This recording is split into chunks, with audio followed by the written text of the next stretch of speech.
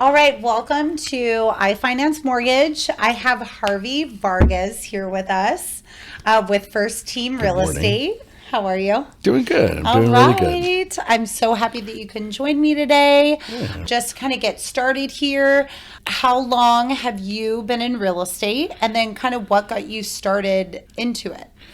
God, I've been in real estate my entire life. I'm second generation. Both my parents were realtors. My dad, I think, got licensed in '79. My mother got licensed in like Yeah. '82. Wow. And I've been pretty much. Did you call in them this line. realtors? Realtors. Oh, I was like, is that, No, I I would. was like, I love that. It's, one of the, no, perfect. Yeah, they've been realtors. realtors for Yeah. forever. I've been door knocking homes for them since I was Wow. like 8. I've been seeing helping that them- more and more. Like helping some of them the with realtors everything. that have their kids go with them, and that's amazing. I mean, 2 working parents, so it was Yeah, a you different gotta- way to babysit. But it led you here, and you've been in it for so long, weathering all different types of Yeah. markets. Like your I've knowledge is so valuable. I mean, I've seen people doing backflips when their interest rate was 15%, Oh, and it my wasn't goodness. 16 or 17. I've seen quite a different array of transactions that have gone through in And years. see but it is tricky because when you look at the interest rates, sure they were a little higher, but also now the homes are Prices. the Back homes then, are you more. could. Back then, in the 80s, you could buy a house for Because grand. I've seen that it's like 18 or I saw one of the years. It said like 18%, but then also like the home was like 100,000. So It kind of averaged out with income It's back been then true. was different than it is now. Everything changes along to compensate just for keep those differences. going. Just where is it now, and then just roll Yeah. with it. Like I've learned that as much in my career. Just where are we? What do we got to do? Keep going. Yeah. Readapt. And then all of your life that you have been in this. I was actually licensed in 2011 finally, Oh, wow. after basically your parents always tell you should do it, and I never did. I never actually got my license until I finally had to. I was like, you know what? I really got to do this. Give That it a was shot. after. Were you working within another area of it during like 2008 or? I actually went Okay, to so you school, came got an after. accounting degree, told my parents I didn't want to be like them, and I wanted to do my own thing. Became the CFO of a staffing agency for 9 Oh, years. wow. And in 2009, going in 2010, when the economy took a dump, I was let go, and I was like, well, let's go try to get another job. That's not, Did you know. make all those people that worked for you in the staffing agency realtors? No, I should have. That would have been great. But That would have been like your team, right? a little bird, my mom, was chirping in my back of my ear, saying, "Now's the time. Get your license. Get your license." I went and did it, and it's the best decision I ever made. My mom was right. I hate to say it. Aren't they always? My parents are always right, and as an adult growing up, you reminisce on all the things I was always like, they're wrong. Nope, No, they they're were right. right. No, I do the same thing. I got licensed in January 2011. Finally got my license, and I've been doing it ever since. Wow. And it's the best decision I ever made. Yeah. And how long have you been with First Team Real Estate? Going on 3 years now. Yeah. Awesome. And then let's see, in this more challenging market, Yeah. what pivots have you made, pivots or adjustments that you have made, maybe how you guide your clients or? Everything I do is educational based. Yeah. Like I don't really consider myself a realtor. I consider myself more of an advisor. I love educating my clients to make sure that they know what they're doing. And ultimately, the one good thing I tell my clients all the time is that, especially like the ones that are really afraid of what tomorrow's going to bring, is that thankfully the federal government's gotten involved in all the lending institutions, and they've set guidelines that basically state that you can only get a loan if you could truly afford it. You may think you can't afford it because it's a stepping out of your own box, but thankfully they have ratios that are basically guiding you to make sure that you can't buy something you can't afford. Yes. Yes, are there going to be sacrifices? Absolutely. But the But thanks pros to 2000, outweigh the cons, is what I constantly tell them. I'm in the business of trying to build wealth. there's really no other asset out there other than maybe getting that perfect stock option that you buy that just happens to skyrocket 10,000%. Well, that's a needle in a haystack, and if everyone could do it, then we'd all be millionaires, and we can't.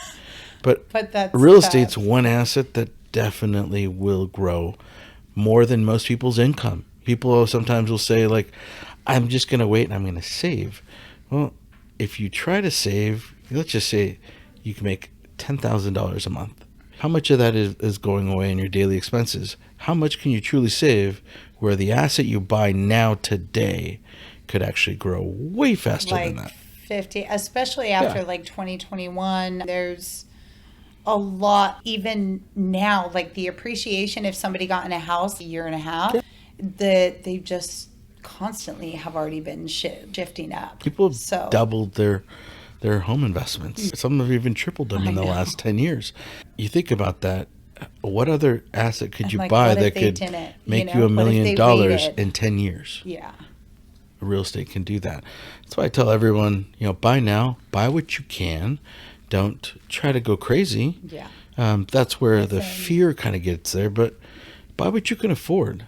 And it is going to be a compromise. If you want 4 bedrooms, maybe you have to sacrifice and get 3. Maybe you have to sacrifice and get a better, less.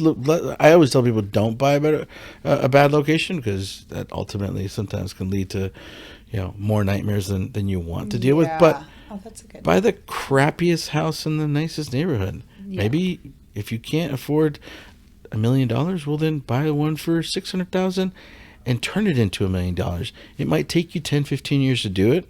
Renovate it little by little, but you're going to have that gem when you're done. Wealth. And it's yours. It's everything that you... And then you can do whatever. That's a really good take on it. Like, there's a lot of different avenues, just to try thinking outside of the box. That's what I try to do every day. I try giving people different perspectives, because they, always want to buy shiny and new, like a new car or a new pair of shoes or a new purse for now. Yeah, just try to get into the club of home ownership. Once you do, then you're gonna create an asset that's gonna grow exponentially, and it could lead to your next dream house. Yes, the house on the hill. Use that asset to buy that. 100%. And I feel like that's kind of happened more. How usually it's like your first home does not have to be your dream home. Yeah. And I think, or like maybe just get this first one and then take out the equity and get into your dream home, and now you could buy it another primary with the 3.5% down. But that's again where all this education comes in. So when it sounds like you do a lot of that as well, do you kind of do any education are you doing education for your clients and or maybe your team? I mean, I'm constantly, any successful person needs education. I will never be the one that says I know it all. So there's always something new, something better, something's great. Anything that comes to the market that I hear about, I research it, because I do that hard groundwork so that my clients don't have to. That I pride myself in being an out-of-box thinker. So any avenue I can do to get them to become homeowners, I research that out. We're figuring out whether it's a different loan product, whether it's a city grant, whether it's, some kind of a federal grant that's out there. Yeah. I'm always trying to find that next best thing to try to give another solution for a potential problem that could come up with a different buyer or seller. That's the don't focus on the problem, focus on the solutions. 100%. But it's important that they have like a realtor like you or a lender that has that mindset. Yeah. Because there could be, especially with how the market fluctuates, if you're working with someone that's always like, oh, this isn't, if they're coming on that negative outlook of everything, and now their client is scared and probably less likely to actually make the move. And then so again, with this market, I'm sure it's still the $1 million question, but in your expert opinion, is now still a good time to buy? 100%. It is I tell everybody that asks me that question, because it comes up Every all the day. time. So I say buy yesterday, not today. You're late to the game, so buy now. Like, don't hesitate. I was born in 1980, and I've seen all these different cycles. Had I been able to buy in 1980, I would have. Yeah. I would have bought 30 homes and become a multi-billionaire at this point, but I couldn't. Yeah. As soon as I could, I did, and I've been constantly doing that, just because at the end of the day, some people may tell you you're crazy for buying today. The last house I bought was in 2020. I bought it for $850. People told me I should wait. Well, that's a $1.6 million house now. Yep. So This is in actually 3 the time, because years, how the appreciation, so how everything has been going up more. It might not take years now because of how, especially if they bought last year, and then I've seen a lot of talk that maybe the prices are going to go up like 5% or, in the next year or so. But when everybody comes off the sidelines. Yeah. So it's like, even if you were to purchase at the end of this year or next year, you're already looking at there's always going to be an appreciation. Additional equity in your home. And ultimately, the good thing to know is that you have an asset that is liquid. If for whatever reason you ever need to get out of it, you can. So Or you can add a HELOC. You can add a HELOC. There's so many different avenues out there that will protect the buyer or the seller in any direction that they decide to do. So people just need to be educated, and that's what I try to walk them through, all the potential pros and cons of making a real estate transaction. And 9 times out of 10, the pros always outweigh the cons. 100%. I like how you highlight protection. Like, that's a really good, a good guiding method for them. I didn't even really think of that, but to really highlight, like if you're in a jam and now you could add a HELOC, you can cash out, you can really solve some of those surface issues if needed. But if you're renting, you do not have that avenue. Now it's more stuck. So renting is a sunk cost. Like, you're making someone else wealthy, not yourself. Yep. So don't get me wrong, it's a means to an end, because everybody needs shelter over their heads. But buying something that's tangible, that's yours, is the best way to go and the best way to build wealth. And they are starting to bring out, I am seeing more grants, like now with Fannie, Freddie, they are working with the market conditions. Correct. Each day there's always something like, okay, now, they're both offering a credit right now. Yeah. So, it's definitely, there's always some grants or something available to make it more affordable. And I do think that they have updated efficiently through these certain market conditions. So that's definitely helpful too. Again, the educating, I've just been trying to highlight it. And then would you say also, in your expert opinion, is this more of a buyer's market? Or maybe give a little of the buyers and the sellers market? I mean, it can go either way. The one thing that I'm finding is that, we don't obviously have enough inventory. So that kind of leans the market to sellers. But just the same, we also have educated buyers that are not just jumping at every single property. They're going, well, maybe I should figure this out. They're trying to seek more answers now. So they're not just going and shooting offers at every single property that they see. They're really taking a step back. So it's kind of like buyers are getting, the homes that they really want, that they actually make their decision, and sellers are also getting the prices that they want. So it's kind of like they're both winning. Yeah. So buyers are getting, there was a point where I told buyers in 2022, 2023, just submit offers. I will do my best to negotiate it, but don't hesitate to submit an offer. Now, I'm telling them, don't just throw properties, offers at properties. Think about it. Does it fit? Does it make sense? We have the ability and time to make decisions. You're not getting these houses that are getting, 35 offers every single time. There are some. Yeah, because they're right now underpriced. too. Is that kind of coming back a little more in Orange County? Tiny, because some agents are underselling property or under listing properties and creating bidding wars where, I submitted an offer this year that had 64 offers. Yeah, wow. Again, but they also underpriced the house by $200,000. So they knew that they were going to get tons of offers. So when you have that already ahead of time, you understand. Is that a strategy?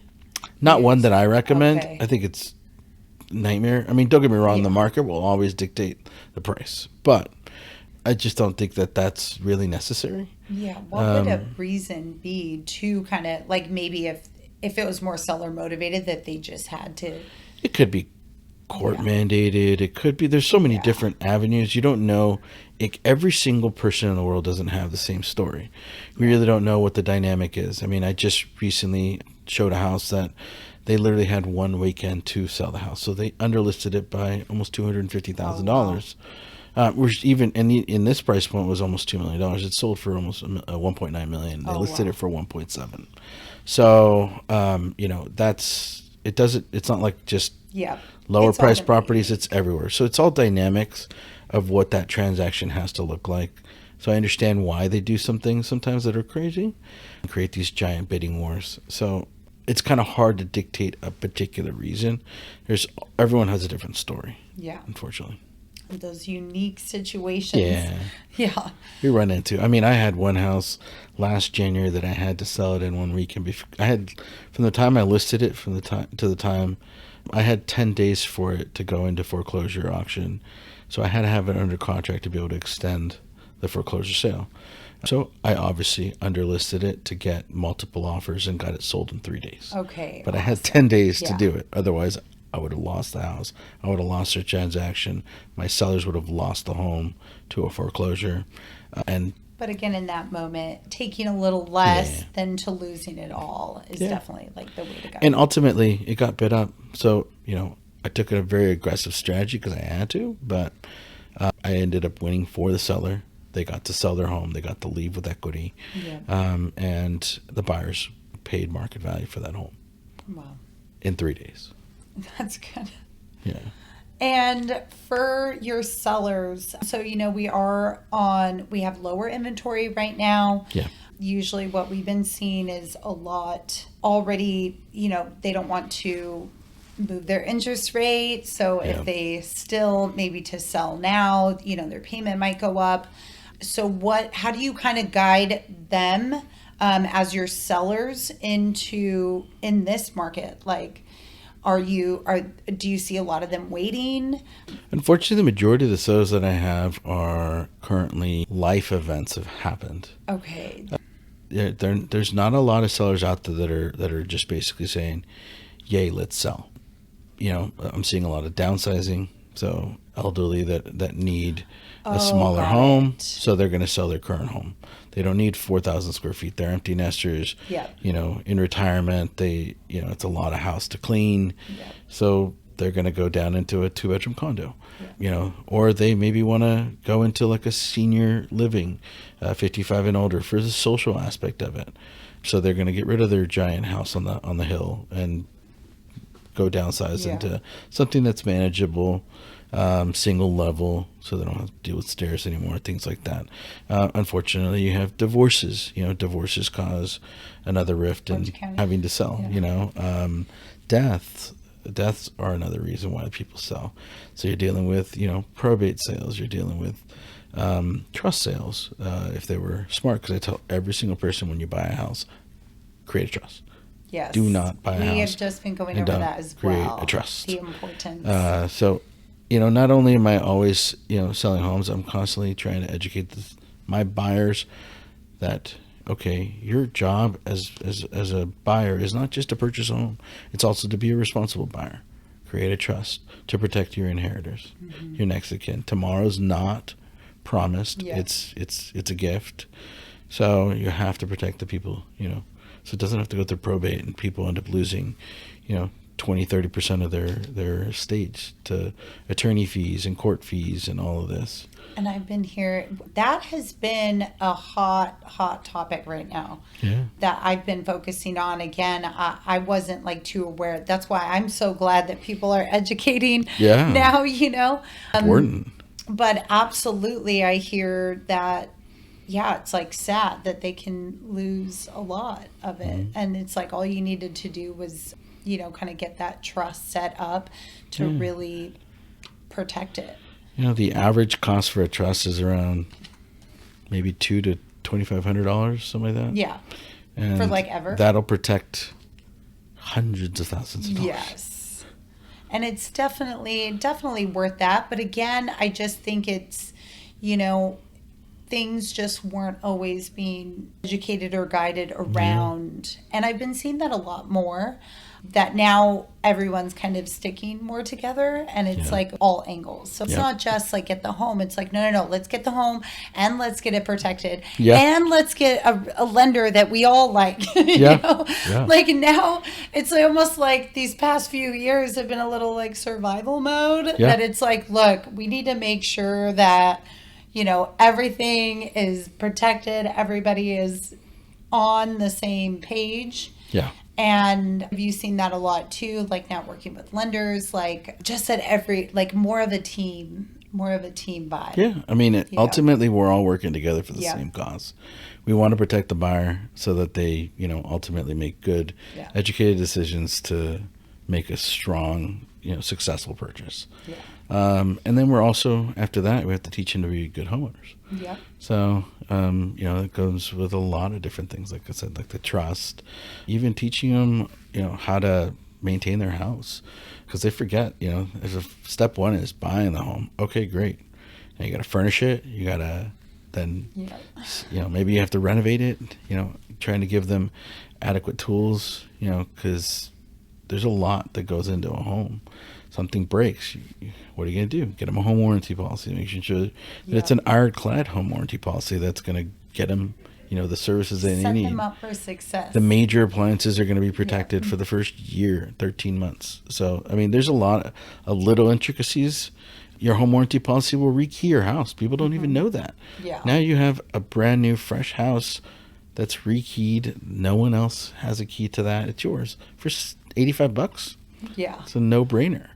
It's kind of like walking through all of it. It's not just, handing the keys. It's helping them figure out the next steps too. Making sure that they realize that there's a supplementary tax bill that's going to come in, and, to look out for it because it's important. Making sure that they don't fall into any scams, because once you're a homeowner, you're going to get a ton of mail. And it all looks official. It's just final notices and all this crazy stuff, and they're getting really good at trying to, scam people. And unfortunately, you got to walk them through to make sure, like, hey, there's only this kind of important document. If it comes from your city or your county, look at that. If there's some random final sale thing, it's probably trash. Like, just throw it away. So there's a lot to being a homeowner. You got to walk them through. It's not just, doing the transaction, getting them all the seller's credits, and closing escrow and handing keys and then forgetting about them. There's a lot more that goes into a transaction. But see, and I love that it really is more than one transaction. And I think that's important too, why I also do this now, to help and guide people and show them, there are going to be some realtors out there, or lenders, or, financial advisors, or whoever that you're working with, that it might just be transactional. But the real, not all of us are like that. So, and it looks like you have chosen that path too, guiding, and that is why you have had such a successful business. That's why I have return, business. People really realize that, if you have someone who genuinely cares about you, which I care about my clients, both my sellers and my buyers, they are my number one priority. And I'm not a martyr. I do get paid to do this, but it's not why I do it. I genuinely, I'm a people person. I love people. I believe people are just food to my soul. And so I take really good care of them. And that's why a lot of my clients are friends now. Like, they're not just clients. They call me and invite me over for beers. Like, it's that kind of an extended family. It's kind of fun. And that's how it should be. 100%. But that's the difference, back to the basics, customer versus a client. But then your clients turn into friends. They really do, because ultimately we're in it to win it together. It's a true team effort. they have a role in it too. I can't buy the house for them. My wallet is not that deep. So they have things they have to accomplish. They have things that they need to do to be able to get this transaction done. So we're working together, the lender, the escrow company, the buyer, everybody, the transaction coordinators that are involved, making sure that all the paperwork is done. Like there's a lot of it that goes into a transaction, and ultimately everyone ends up winning at the end of it. Yeah. And then I'm going to the final question. I'm going to wrap this up with, since you have been weathered multiple different markets, ultimately, this one has been a little scary, or just, maybe what is your top advice, or just maybe like a mindset to have, being a buyer or a seller going into, especially this next year? It's still going to be new for all of us. So yeah, maybe just some little tips or advice, some mindset to have. I tell buyers, like, buy now, immediately. Don't wait. Don't, buy within your means, but buy now. For sellers, obviously make educated decisions, but it's a great time to buy, or a great time to sell, because you're going to get really good money for the house. Yeah. You can't, you can still overlist a house, but it will get you top dollar right now. So you're not in a market where if you put your house on the market, you feel like you're going to leave money on the table. It's not that way. The market will get you good money for your home. So as a seller, you have that. Yeah. If you have a life choice, if you're an empty nester and you need to, move out of state or go into something smaller, or, heck, if you want to go something bigger because you have, now 6 kids, it's a good time to do it, because your current home, your current asset is going to get you top dollar. Awesome. Yeah. And I feel like that's going to keep kind of going as they're probably going to start raising. So even though ones from last year, even that they got into the higher rates, now coming around, they get to refinance, and it's all kind of going together. Ultimately, you're buying a house. You're not buying a rate. A rate can always change. It could get better. It could get worse. Yep. Today's rates could be the best rates for the next 50 years. Yep. We don't know. And ultimately, the good thing is that, we hope that they go down, but I tell people, like, we don't have a crystal ball. Yep. So today's rate, you're going to buy something you can genuinely afford, because you can't get a loan you can't afford. Yep. So that being said, yes, there's sacrifices. You may not be able to take 6 European trips this year. You may have to take 2. You may not be able to go and, buy that new motorcycle. Okay. You may have to save up and buy it in 3 years instead of this year. Yeah. There's sacrifices to be made when you're making a home purchase, but ultimately the gains of being in the club of home ownership, you start building wealth today. You get to take advantage of this year's 5% increase in rates. It's more than you can get in a CD. It's more than you can get in, putting your money in the average stock market, over years is what? I think they say about 7%. Yeah. So you're kind of up there in a home. So, and we don't really know. Your home could potentially go even higher than 5%. Could go up 10%. We just don't know. More. I try to guide them as, like, I'm a goal person. So I'm like, look, like, don't worry about the rate or the time. Like, if it's a goal of yours, and I try to change that mindset, if this is the goal, then let's build the roadmap and let's get you there. Yeah. So, like, now, we said yesterday is the day to start. Yeah. So that has definitely helped a lot of my clients as well, kind of focusing on it. Like, don't look at the big picture right now. Like, let's just, if it's a goal, how are we going to get there? Yeah. And then the first step is finding your team, finding your realtor and loan officer. Yeah, absolutely. But someone that's going to be available, transparent, and guide. Yeah. And I've definitely been happy to see that a lot more. And I just wanted to, again, thank you so much for having me today, and just educating and being the expert realtor that you are out there. Thank you. We appreciate you. Thank you so much for having me. I really appreciate it. Thank you. Thank you.